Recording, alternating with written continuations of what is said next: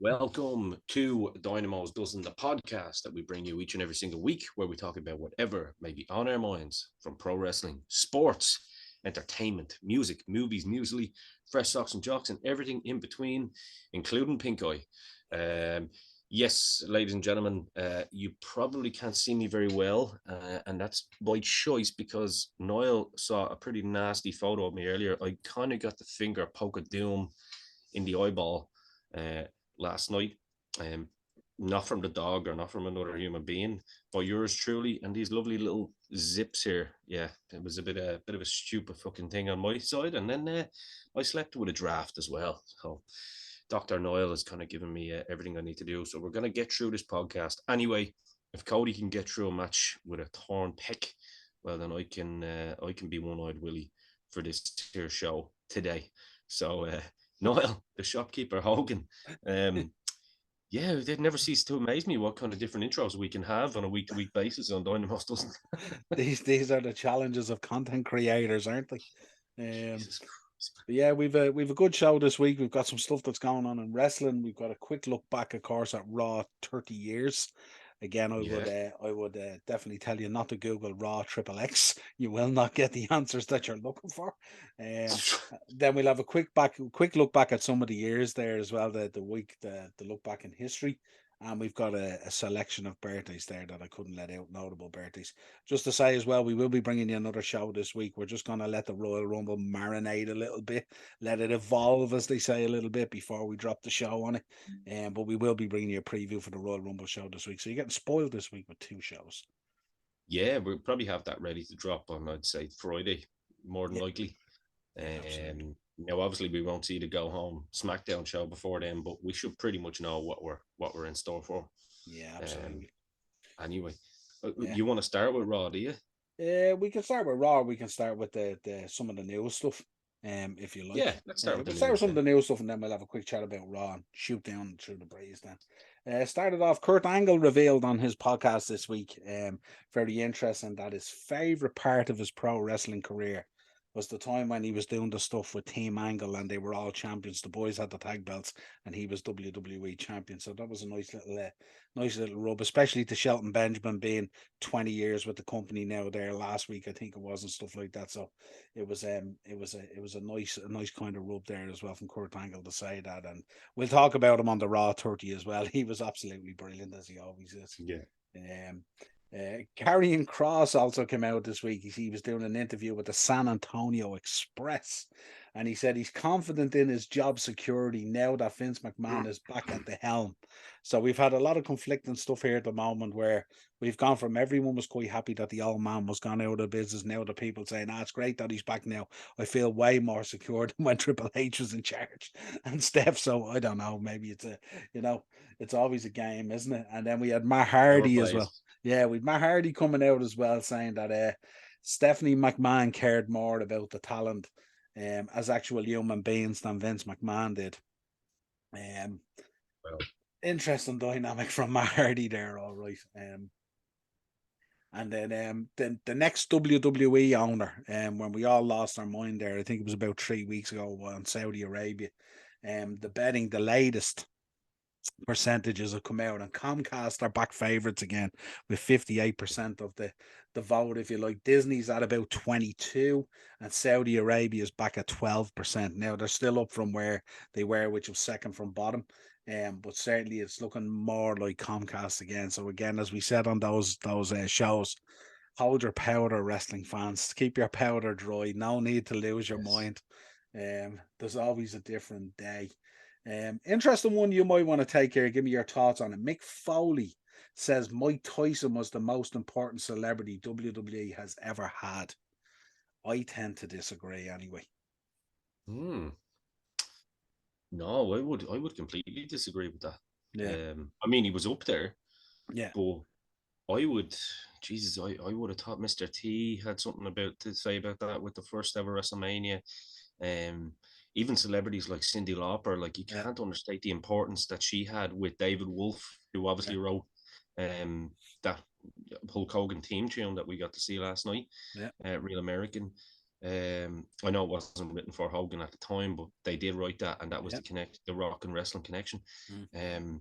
Muhammad Ali being a Muhammad special Ali, referee in there, Liberace if you want. But Liberace, I Bob would, Uecker, Bob Uecker. yeah, but I would dare Brilliant. say that the two most important celebrities were probably Mr. T and Cyndi Lauper. To be Yeah, fair, that was my thinking.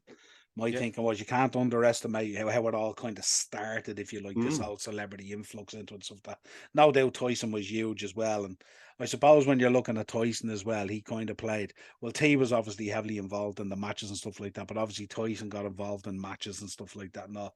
So maybe bigger. But if you think about Cyndi Lauper at the time was huge, yeah. So And the A Team was the biggest show on TV as well. So I mean, you had the biggest, I suppose, pop star in mm, the world of the rock and roll and the MTV era, and then you'd yeah, prime time, yeah, prime time show in the A Team. Yeah, I think it's a no contest. I mean, Tyson was so important in yeah, the sense of it was his return to ring. What he was banned after the ear bite and stuff, and mm. it helped get them you know up in the ratings Controversy again. creates crack, creates cash.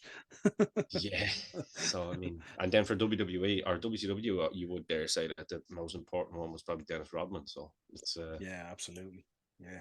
yeah, Yeah, so it was just an interesting one that we put out there. And of course, we do have a go home match that's announced for SmackDown this Friday, and it's Kevin Owens versus Solo Sikoa. Really looking forward to that. That should be absolutely excellent. Hopefully, Kevin Owens is still in one piece for Saturday night after that, so we shall see. yeah. Um, let's have a quick chat about Raw then. Um, Mm. really, I don't know if you, what was your thoughts on it? Good, I wasn't it? loved it. I Yeah. loved it from start to finish. Mm. I loved the little intro.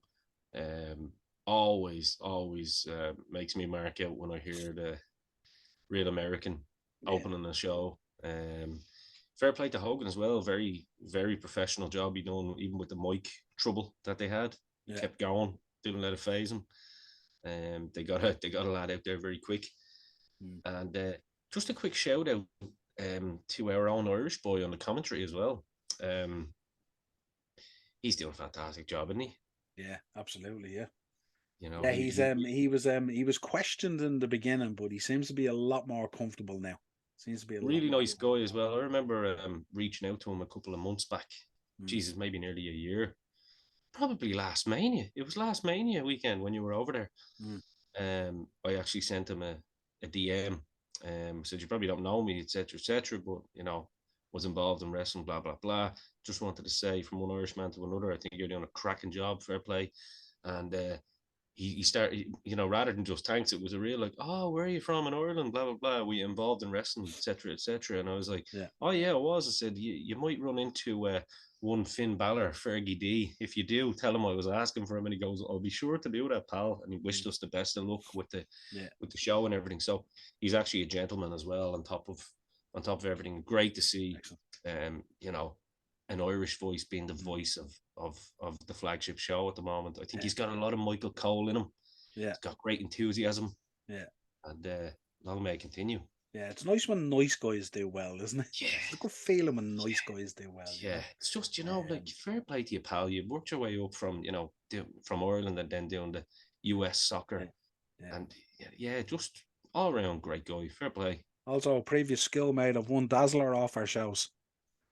That's Very what good. knows everyone. Skill Yeah, made a Dazzler, yeah. Skill made a yeah. Dazzler. Always speaks highly, and they're always in contact as well. So it's great to hear it that people don't forget their roots. Really, I think really good. Dazzler's first cousins with LeBron James as well. So shout out to LeBron from Dazzler. I'm only winding you up, Dazzler. God, don't We're be only mentioning winding you up. LeBron after that Liverpool jersey they No, I released. know Good Lord. that was the joke. Good That was Lord. the joke. Absolutely. So we started out kind of in no particular order, of course. The one thing I did like about the Just go show. to the opening segment. Yeah, we did. That's where we're gonna start anyway. But what I did like about the show as well is it wasn't just a rolling out of people and moments. There was kind of a No. wrestling card on it as well within Yeah, all of yeah, this, and it meshed quite yeah. nicely as well. But of course, Sami Zayn earned redemption in the Bloodline Court, tribal court. I Jesus. thought this is they're reinventing it every week, aren't they? And just upping the game and upping the game and upping the game. And I just thought last night's one was exceptional. You know, it's one I'm sure that they didn't foresee getting over as much as it actually has. Mm. And I'd say they prolonged it. But I was only thinking about it today. Even those, you know, the defense and the prosecution, there was four different pieces of evidence, Yeah. and you're saying if that kind of reminds you a little bit of old school long term story building, didn't it? Yeah. Where they've had these little pieces in play, and you're like, you know where it's going, like Yeah. you know that there's a swerve coming. Yeah. You know what I mean? And it's probably going to happen on Saturday, but then maybe it won't. Maybe it'll happen at Mania. Yeah. So you're like, just, do you know what it is? I'm gonna make you mark out now. A great man once said, "Just when they think they have the answers, I change the questions." Yeah. And it Absolutely. looks like WWE are doing Yeah. that at the moment with this booking. Yeah. And it's absolute. And by the way, every single person in that ring during that, the acting was unbelievable. Mm. Unbelievable. Yeah. Absolutely. Um, you've got the little rat Heyman, just you know, being a rat. Yeah. You've got Sammy coming out being emotional. My defense is I have no defense. And then just when you think he's about to get it, oof, up steps Jay Uso wasn't it? Sorry, Yeah. to defend his longtime nemesis. It was just like, this is fucking brilliant. Yeah. And you hear Heyman and all, find that traitor rat guilty and all this kind of thing, Rat bastard, he called him. rat bastard guilty. Yeah. Hemming it Yeah. up big time. And then it went on, of course, Sami Zayn, of course, replacing the injured Jimmy Uso in the tag match, and Balor being expelled from ringside and all this kind of That thing. was old It school, was wasn't it it? was kind of cool as well. Yeah, absolutely. But yeah, it was a great opening segment to kick it off. Um, yeah, what do we make then? The Beast returns, Brock Lesnar. You got Bobby Lashley out there tearing it up somewhat with Austin Theory. And the next thing, the Beast music hits, and he just comes out of nowhere and just F5s the world out of oblivion. And the rest is kind of what we expect. But the Bobby Lashley one is a real conundrum for them, isn't it? Because this is a guy who should be a massive superstar. Has all the luck in the world, um, has all the athletic ability in the world, but just for one reason or another, just falls short in terms of connecting with the audience. I find anyway, um, and that's it's so important, especially at a time where we're all pretty down about the passing of Jay Briscoe, and all the tweets that came out about how the Briscoes were able to connect with their audience and stuff. Triple Mm. H even mentioned it in the tweet. And you think about this guy Bobby Lashley, who for one reason or another just really struggles to connect with his audience. It's a weird one. Like, look, his promos aren't great. He's not got. It looks like he's got everything in terms of his in-ring movement down. He's a good worker. He looks like $1,000,000. It's just Vince used to say, "What have you got up here?" And I don't think he's got great facials. Don't think he's got great charisma. Um, yeah, like no, I mean charisma in terms of his talking ability. I don't mean like Yeah, he's got charisma in terms of his look is fantastic. It's just like it's polar opposites with Sami Zayn, isn't it? You know what I mean? yeah, Like look at Sami Zayn's facial expression the other day when when he saw those redemption video packages. yeah. It was like the bottom lip was quivering and it looked like he was crying, and you actually got emotional about it. You were like, why am I getting emotional here? This is Yeah, good. And yeah. it just resonates with some people. I think Lashley, I think he's just one of those guys that looks like he should be a world champ, but Mm. I don't think has the staying power to be a world champ for too long. Yeah, I In my think I, I opinion. think the dynamic of the change between being heel and face and stuff like that remains the same. And I Mm, think the problem is, as a baby face, I struggle to cheer him, and as a heel, I struggle to boo him. So I'm kind of somewhere in between. And sometimes when they change guys, with AJ, of course, when they change him to heel, he grew out the hair and the beard and the hairy chest and stuff like that. But with Lashley, it's a kind of the same thing over and over and over again. And I yeah, was thinking today, maybe he needs to spend a bit of time with someone like a Ron Simmons or something like that to get that kind of Yeah, gritty, nasty way about him, that kind of way. And you look at Ron Simmons. Ron Simmons, we all cheer and we all love, whether he's a baby face and the damn stuff and all that kind of stuff. But when Ron Simmons was in the APA, you knew shit was gonna go down. And I yeah. think with Bobby Lashley, he doesn't. I don't fear him as a heel, and I just don't know what to make of him as a baby face. And it's just a weird conundrum with him. But he should be like stellar. Um, Mm. and then you I just find think yourself he's. now the talk is they may go back to the hurt business again, so you're going back to the well again, and it's I just think he's very generic in his work. Do you know what I mean? yeah, Um, Very generic. There's nothing. I don't think he ever buys into his character, or do you know what I mean? He's probably just happy to be earning. To be fair, it's like he's not overly interested in his career path or that's what I career mean. choice at the moment. Yeah, He's quite switched off, and it's like he's like I think Bobby Lashley might be backstage and he'd be hanging around catering and eating his food, and it's his time to go out. So this is he goes out and he does his job and he comes back. He's Mr. Dependable, all that kind of thing. But with Sami Zayn, you get just so much more. You know what I mean? Like yeah, he's 100% on 100% time. You could drop a camera on Sami Zayn backstage and catering or something like that, and he'd switch on, boom, straight away. I look at Bobby 100%. Lashley and I think, when they decide to turn him heel in the Hurt Business or something like that, he's backstage kind of quivering about how he's going to make this work. Whereas with Mm. Sami Zayn, he'd be going, no problem, just give me 30 seconds here, boom, switched on. Yeah, They just have a knack for it or you don't, and I just think it's a real conundrum. And yeah, again, of course, he's always like the lapdog for Lesnar. When Lesnar comes back, he seems to be the guy he goes and obliterates, and that kind of devalues him as well so much. You know what I mean? Because he never seems to get the return back to the level he should be at after being decimated. yeah, yeah. Yeah, it's an interesting one, but good to see Lesnar back and stuff like that. That should be interesting. Um, Obviously, he's making an appearance at the Rumble. Yeah. I would imagine so. Yeah, absolutely. Yeah. Sure. Look, once the old man came back, he came back, didn't he? When Yeah. someone's back writing the bigger checks, he's back. Mm-hmm. The Undertaker serving up LA Knight to Bray Wyatt was an interesting one. The It's Undertaker great. coming out, the Dead Man music, and then we got the American Badass. The comment was made to me today. He was carrying a few extra pounds there. I say, But good he Lord, looked he's earned great it. though. Yeah, he But he looked great. looked it. Yeah. Even Rachel was watching it with me, and she was like, even though there was a bit of a gut there, Mm. the arms looked fuller, the body Yeah, looked fuller, his face yeah, looked good. So carrying that a bit of extra weight, yeah, Jesus Christ, if anyone's earned he's fucking absolutely few earned it. extra Um, steaks, it's but coming it's out on the Taker. bike was cool, wasn't it? It's Ah, nice, it was nice deadly, dynamic to come out on the deadly. bike like that and stuff like that. What did you make of the Bray Wyatt stuff at the end where he I'd, was whispering to him? I'd love to know what that was. Yeah, Love to know what that was. yeah, Um, just a quick shout out for LA Knight. Shout out to old former Podman member, Joe Duignan. mm, Um, the beef. That's his guy. I think LA Knight is money. I mean, we're talking about contrast in Bobby Lashley. mm, LA Knight is absolute money, man. yeah, He's absolutely, yeah, his timing, his look. I mean, if you're gonna wear skinny jeans, you want to be in his shape, right? You know what I mean? yeah, absolutely, Jeans. absolutely, He's got that. He's got a bit of that dynamite kid shape about him, hasn't he? yeah, yeah. He's He got the reminds big, me very much of reminds me very much of Ziggler. Very like but bigger. Ziggler.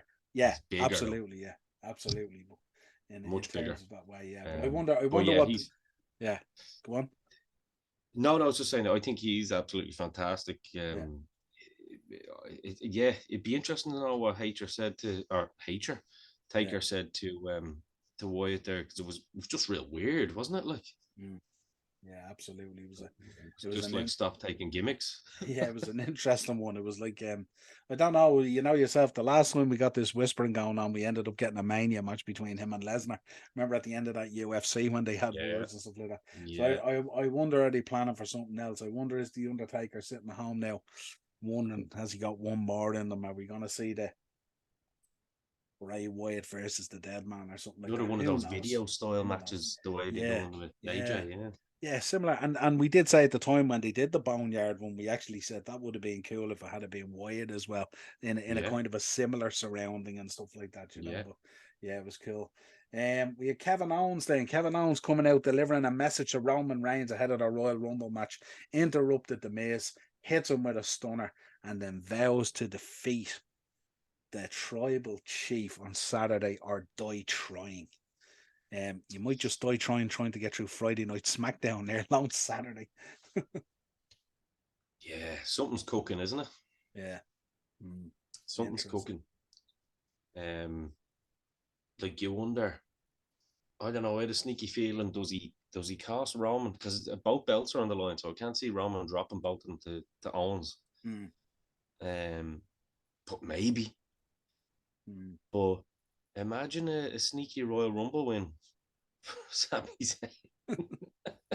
I know that's not going to happen, but Absolutely, yeah. yeah, it's a weird one. I mean, what you're thinking at the moment? The thinking at the moment is that the heir to the throne is basically Cody, and that's the talk that goes around and stuff like that.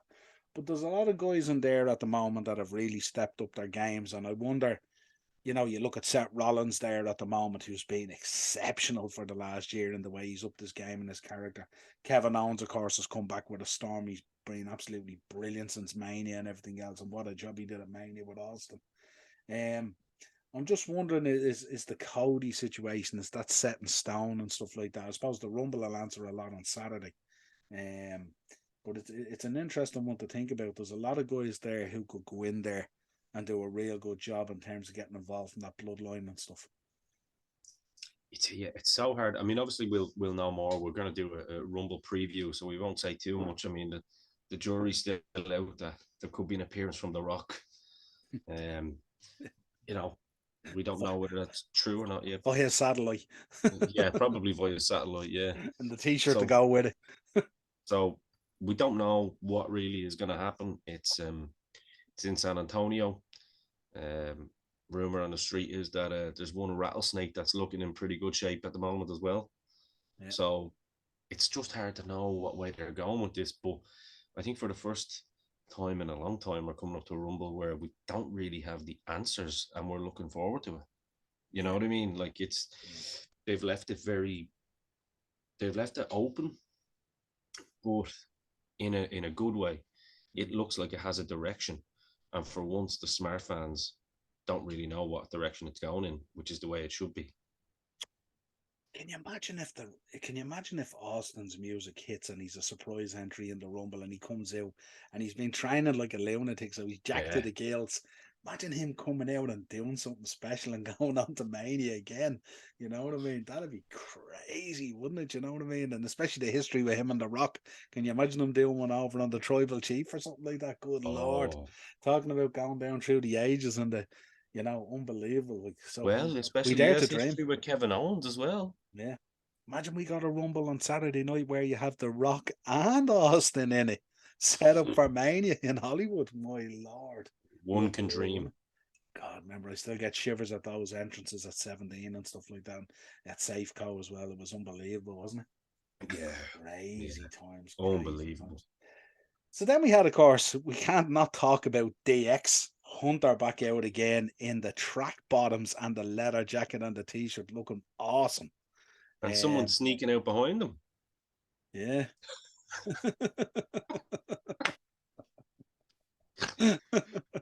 I was, because of my good eye, you can't see it, ladies and gents, but Niall, trust me, Niall has seen it. Yeah, it's not bad. Pretty. Yeah. And I didn't get punched by Macho Man Randy Savage. Yeah. So here we go. But I had to, because I was watching it from such a distance, the eye is so hazy. I was like, who's that baldy lad behind them all? And Rachel was like, I don't know, you know more than me. And I was like, oh, that's a big neck. That has to be Kurt Angle. Yeah, absolutely. Sure enough, there's Kurt. Yeah. Literally tagging along, and we got that comedic Kurt. Unreal. As fucking as Road Dogg is about to introduce Billy Gunn, who was not there. It's like, Kurt, what are you doing here? And he's in the ref shirt, with the ref shirt with the colours and all, and he was being interviewed. I was listening to the Bump today, and he was being interviewed on the backstage. They did a segment on the Bump and stuff like that, and he said he was delighted to be out there, and like it was an honour to be an honorary member of DX for the night and all this kind of thing. And Hunter hasn't lost a beat either. Did you hear Hunter's comment about the butter being common to Road Dogg? Brilliant. Calm down there, Butterbean. Yeah. So good. He's just always on point, Hunter, And isn't then he? Honestly. even his timing for when he was like, when it that was like that one where he stepped up to Gunter, I thought was brilliant. And then he just turned and he says, I would, but I'm retired, and steps on the back. time. And Sean was like, no, no, no, no, no, no. Do you I know was what? They all look great, and then yeah. Sean rocks up looking like '90s Chuck Norris as always. He he literally has. He's never had the best dress sense, Shawn Michaels, has he? No, he's always kind of been a cowboy, half country, hasn't he? Somewhere in between. Yeah, and you can't half do it. You either go full hog or you don't. You're Do either you a remember country back boy or in you're not. even back in the '90s when he was meant to be the sexy boy? Like he'd wear these most ridiculous type of tank tops Yeah, where they look like a bra, yeah. and he'd wear these Jeans up to the massive. pecs.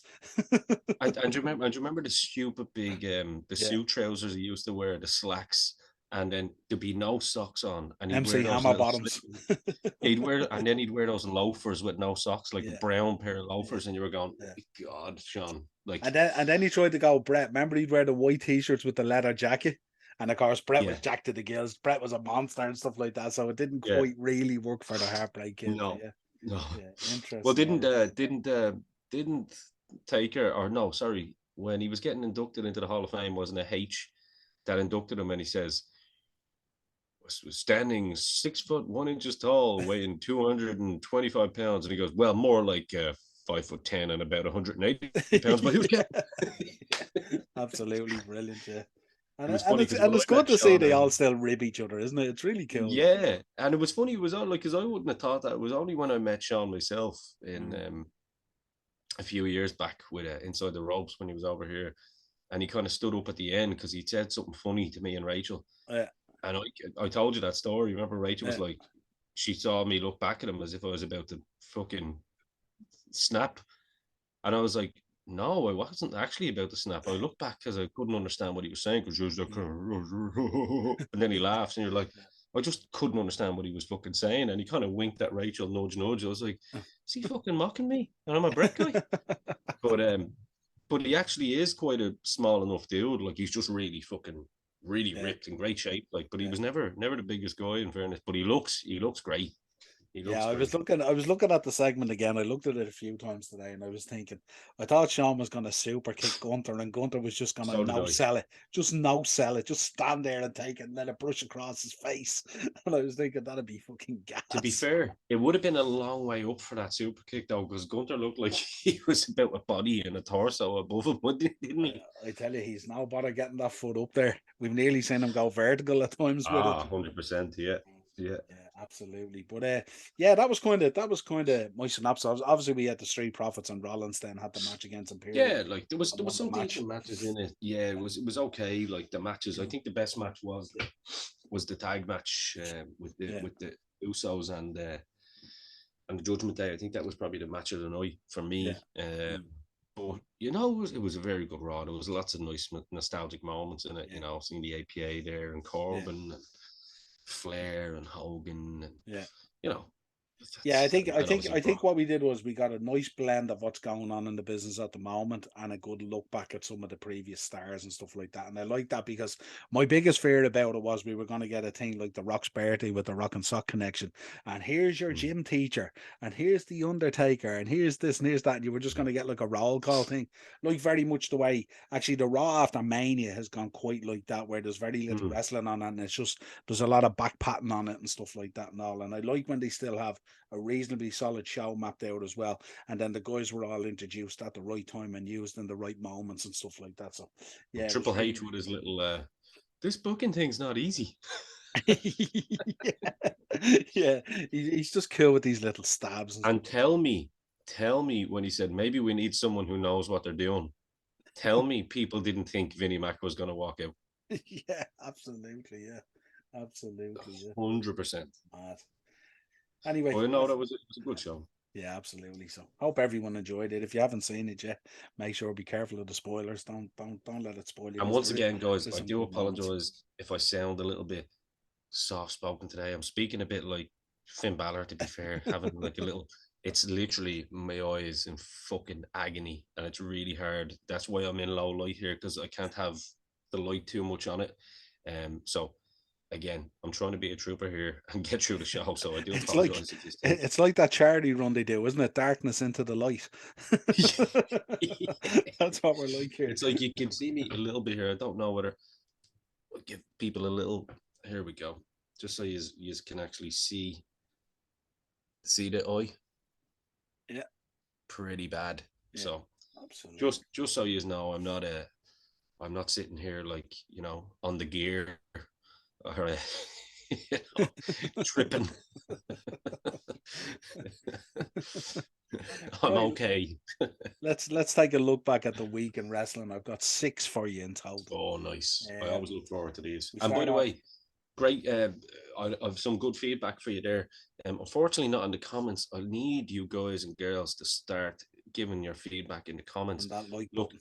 I love when you come and you send us an email or you send us a direct message or you comment on the socials, but smash that like button, hit the bell notification, and let us know in the comments how you're doing. Because Noel, you got great shout outs from people there last week doing the solo show.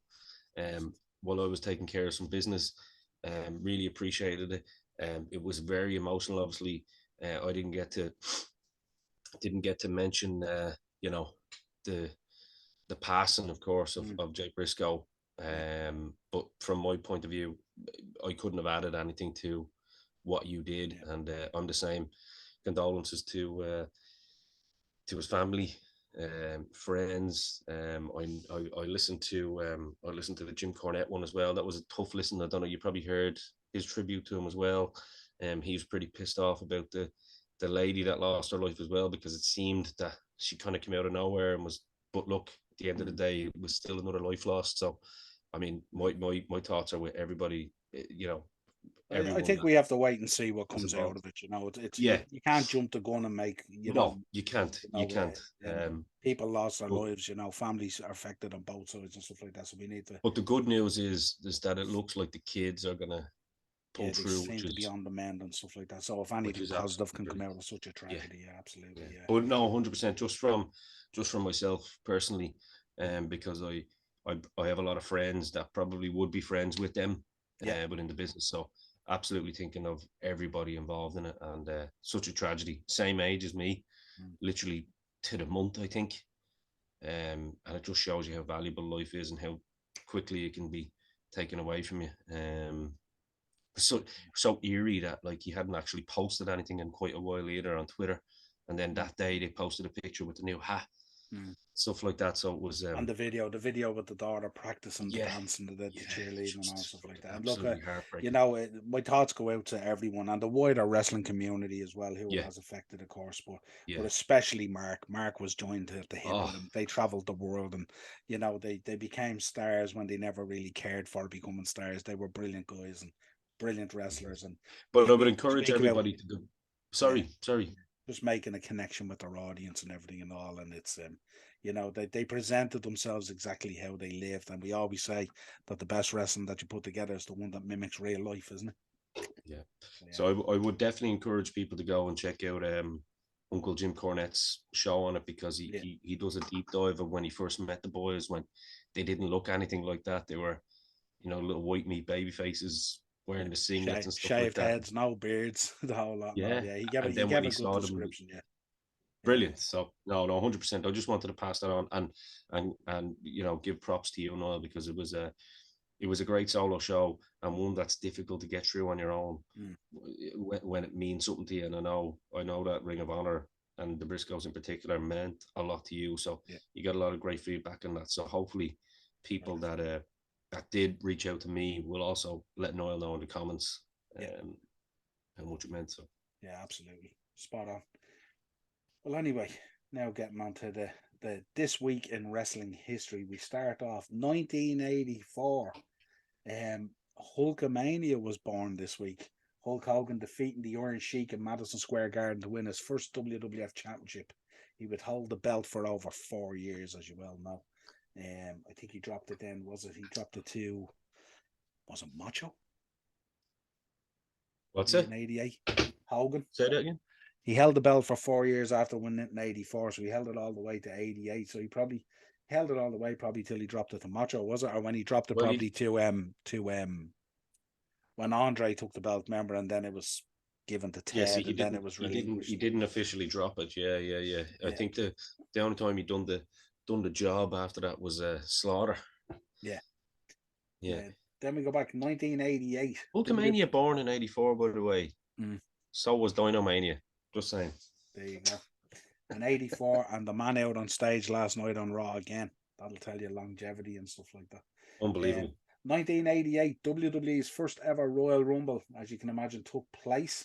If you remember it on the USA Network, the match I do. featured only 20 men and was won by Mr. 2x4 Hacksaw. himself, Mr. Jim Duggan. America, Hacksaw Jim Duggan. Yo, one of the nicest guys in the business. If you're ever at a WrestleCon, get over to Hacksaw's table. He has time for everyone. You don't even have to buy something off him. He loves talking to wrestling fans. Great guy. And And a real life hero. yeah, absolutely real life hero. So great to see it. And won it after eliminating, of course, the one man gang. What a run! Oh, yeah.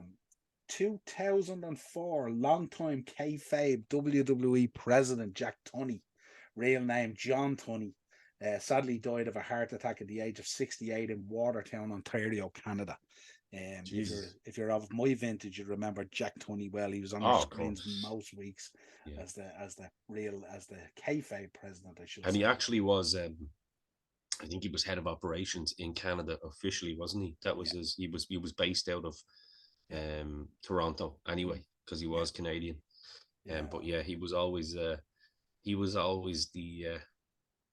head on TV. Didn't speak too much because he wasn't the best on the mic. He was kind of like a poor man's JJ Dillon in terms of actually speaking, but such a prominent part in WWE television and upbringing, knowing that there was someone in the background that was in control of everything, and that was Mr. Jack Absolutely. Tunney. And I love when I go to the fan access when I'm at Mania. They have those old blazers on display and stuff like that with the big WWF on the pockets and stuff like that. Yes, Really, really cool, yes, you know. yes. 1981, one that you will like. I'm sure you've watched this match, but again, 1981, Rowdy Roddy Piper beat Ric Flair to win the NWA United States Heavyweight Championship in Raleigh, North Carolina, no less. Big win for the Hot Rod himself there. Excellent stuff.